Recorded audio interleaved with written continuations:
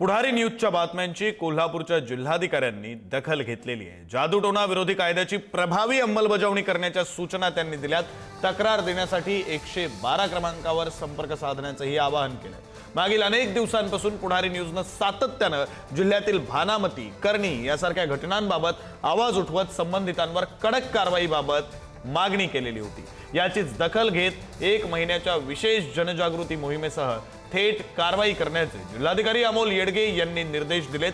घटना घडल्यानंतर कारवाईपेक्षा अगोदरच गावागावांमध्ये अशा घटना रोखल्या पाहिजेत, यासाठी जनजागृती आणि कारवाई सुरू करण्याच्या सूचना त्यांनी दिलेल्या आहेत। प्रतिनिधी शेखर पाटील आपल्यासोबत फोन लाईन वरून जोडले गेलेले आहेत। शेखर, पुढारी न्यूजनं सातत्यानं ज्या बातम्या लावल्या, तुम्ही ज्या बातम्या सातत्यानं पुढारी न्यूजला आमच्यापर्यंत स्टुडिओ पर्यंत पोहोचवल्या, त्या बातम्यांचं हे यश, त्या बातम्यांची घेतली गेलेली दखल म्हणावी लागेल। विक्रांत बरोबर आहे, आपण सातत्याने या बातम्या दाखवल्या होत्या आणि कोल्हापूरमध्ये किती वाईट पद्धतीने ही सगळी घटना घडत असताना आपण दाखवलं होतं। त्यामध्ये वेगवेगळे प्रकार निदर्शनास आले होते।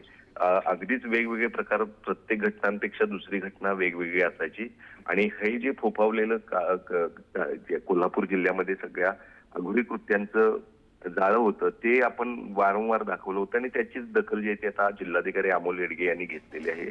याच अघोरी कृत्यांच्या घटना आता कोल्हापूरसाठी भूषणावं नाहीत असं त्यांनी म्हटलेलं आहे। त्यामुळे निश्चितच पुढच्या महिनाभरात एक विशेष मोहीम सुरू करा आणि अशा पद्धतीने जे कुठल्या घटना घडत असतील किंवा घडण्यापूर्वीच या संदर्भात जनजागृती देखील करा। मात्र या सगळ्या जनजागृती दरम्यान काही घटना समोर आल्या तर त्यांच्यावर तात्काळ त्याच ठिकाणी कारवाई करा, अशा देखील सूचना दिलेल्या आहेत।